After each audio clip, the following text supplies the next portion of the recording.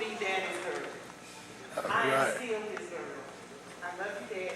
Thank you. All right. Nice young girl, my baby. She was died at birth, and she blessed me with my sister-in-law, baby, and she's a good girl. All I want to do is keep what she's doing in school. Stand up, Shirai. Shirai, you're welcome. All right. I can take that mouth from her, and everything else she's doing good, especially in school.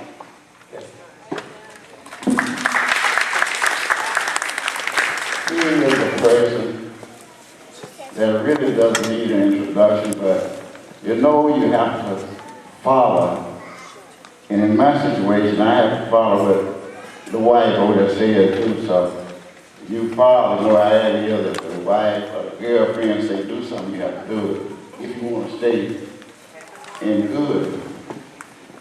The speaker for the day, Mr. Wiley R. Naden attended University of Southern Mississippi and Jackson State University before graduating from Belhaven College with a degree in business administration.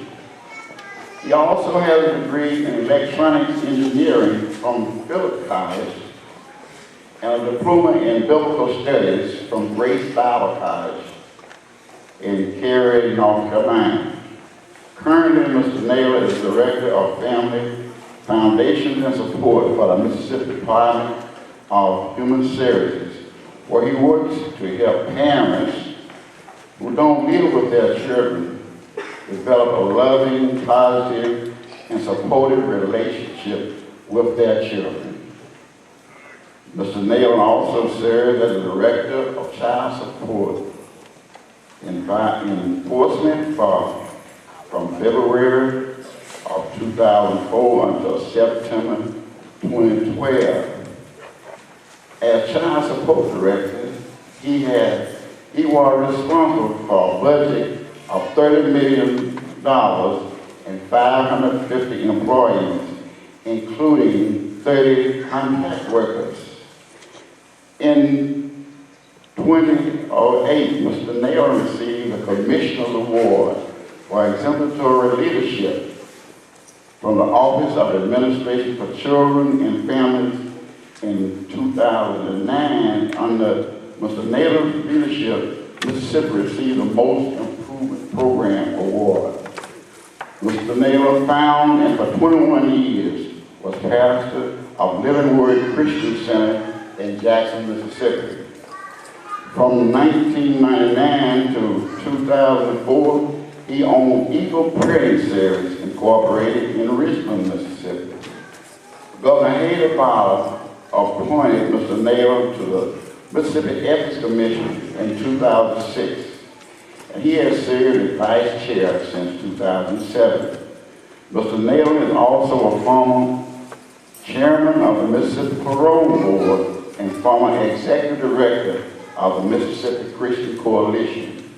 Mr. Naylor is the founder of Men of Valor, Women of Virtue, and has served on many boards and commissions, including the Caribbean Resource Ministry, 2011 to the present, National Child Support Enforcement Association, 09 to 2011, Mississippi Humanities Society, 1996 to 2000, New Horizon Ministries, 2000-2001, Pro-Life Mississippi, and the Christmas Village.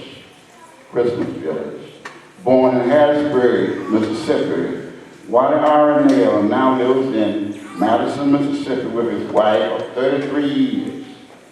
He has a daughter, son-in-law who lives in Madison, a daughter who lives in Nashville, Tennessee, a son who lives in Jackson, Mississippi, and son and daughter-in-law who lives in Dallas, Texas. He also has 4 grandchildren, 2 boys and 2 girls.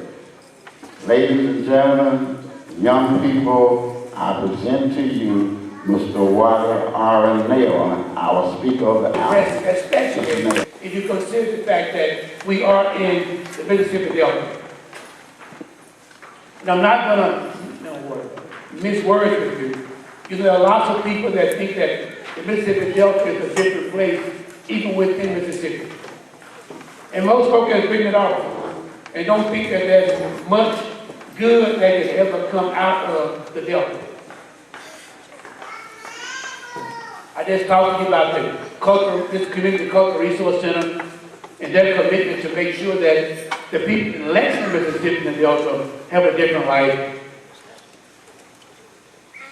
And I'm also committed to help them and support them in doing that.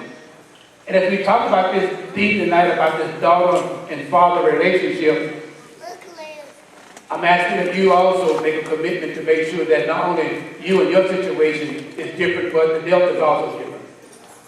I probably should have also made a comment in the beginning about the fact that normally when I speak to people, you know, I don't speak to folk to try to make them happy and shout and feel good or whatever. I'm not going to challenge you to be different or cause you to understand something different and provoke you to go on and do something different and become a better person. Then in my opinion, I feel as if I failed.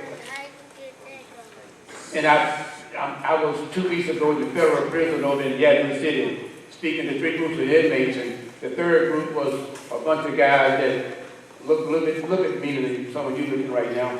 You know, but I was almost challenged because of the way they were looking at me, only 3 female guards in the room with 140 inmates, and didn't look too friendly. But the point though is, I told the truth about their relationships with their children, as I'm going to do here tonight as well. There's not really a secret to success. You know, you got to have a Bible plan, you got to be willing to work hard, and you got to stick to your plan. Or at least that's what we've been taught about professional or business success. But without any personal success, it is very difficult, if not impossible, for there to be professional success. Think about it for a moment now. We understand what it takes to be successful, but if that's not personal success, no matter what it is you try to do, it's going to be difficult, if not impossible, for your daughter, dad, to have professional success. You might have a Bible plan, you might stick with it, but in my opinion, first of all, you got to be true to the original plan that was encrypted in you from creation. See, that was a plan, that was something that was sown into your DNA about fathers and daughters from the very beginning of mankind. A man and a woman came together to create a child. They both share the responsibility of making sure that that child honors God and is successful in this journey called life. So since they both are responsible for this new life, they both must remain involved and engaged to make sure that they have all the tools necessary to be successful. And I know that you as men are going to own up to your responsibility. You're going to, I don't know if you understand this or not, but let me mention a few stats to you. The children that grow up in fatherless homes are 70 to 85% more likely to end up in a state-run institution. That children that grow up in a home without a father are 70 to 85% more likely to grow up in juvenile detention or in prison. Do you know that young ladies that grow up in a fatherless home are 7 times more likely to be a teenage parent than her friend who grew up with her parents or with her father and father? Let me repeat that to you. Now, later on, I'm going to show you how that just you being in the house don't a whole lot matter. But this is just the stats that folks chart. They can chart your involvement in her life, but just even without the father being there, she is 7 times more likely to grow up and become a teenage parent just because daddy is absent. Do you know that of all the children that commit suicide, 63% of all of them, the father's absent.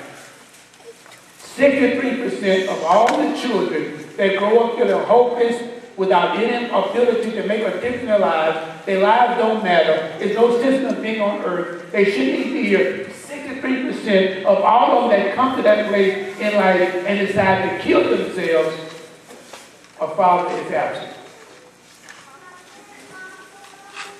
Those kind of stats help me understand how important fathers are.